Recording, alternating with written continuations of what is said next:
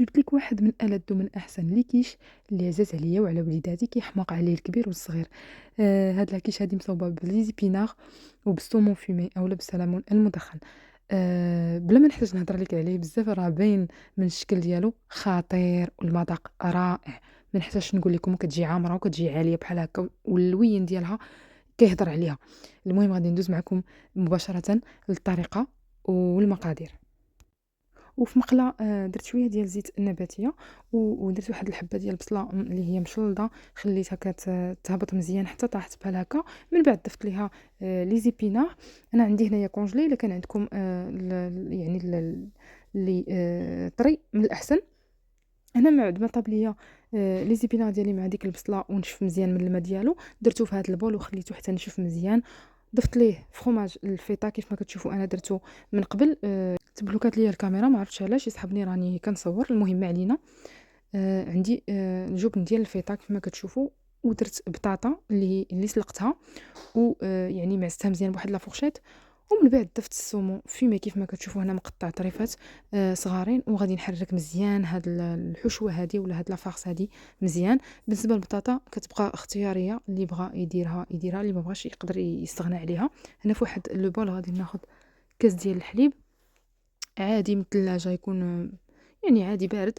واحد البيضه غادي نحاول نخلطهم مزيان على هذا الشكل هذا حتى تخلط هذيك البيضه مع الحليب. من بعد غادي نضيف كاس ديال لا كريم فريش اولا القشطه الطريه، تكون شويه عاقده بحال هكا. وغادي نضيف مليحه والبزار كما كتشوفوا هنا على حسب الذوق على هذا الشكل هذا. المهم انا حيت ما درتش يعني في البصله وفي لي ومستعملين الصومون كيكون مالح، وكذلك الفرomاج ديال الفيتا حتى هو كيكون مالح، فما نكثروش بزاف الملحه. صافي وغادي نضيف شويه ديال هاد الخليط هذا اللي وجدت، غادي نضيفو في لافارس ديالي باش لافارس كتجي لداخل مشربه وكتجي كريموز وما كتجيش ناشفه، كتجي بحال شي كريمه لداخل، كتجي رائعه مع داك الجبن ما تشبعوش منها. من بعد غادي نجيب لاباط فويتي كيف ما كتشوفوا هنايا. المهم نتوما استعملوا لاباط اللي بغيتو، انا كتعجبني لاباط فويتي نديرها مع يعني نديرها هكا في الفران كنستعمل هذه بور لي كيش. ف غادي نخوي فيها هاد لافارس ديالي كيف ما كتشوفوا رجعت بحال شي كريمه، يعني اندمجات مع بعضياتها.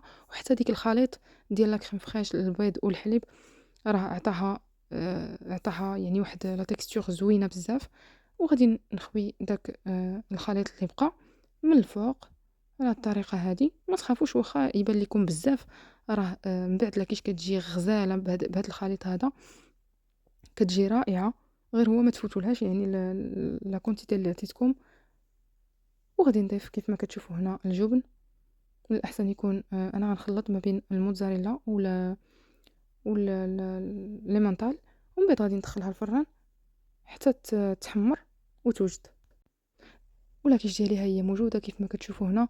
عرفتوا واحد الريحه طالعه منها ما نقولش لكم البنات. عرفتوا راه فنه، راه انا ما نقول لكم راه الشكل ديالها راه كيهضر عليها. وليداتكم اللي ما كانوش كياكلوا لكم لي زيبينا جربوها على حسابي، غادي يوليو ياكلوهم يعني بعينيهم مغمضين. كنتمنى ان الفيديو يكون للاعجاب ديالكم. غادي نقول لكم الى فيديو قادم ان شاء الله. بسلام عليكم.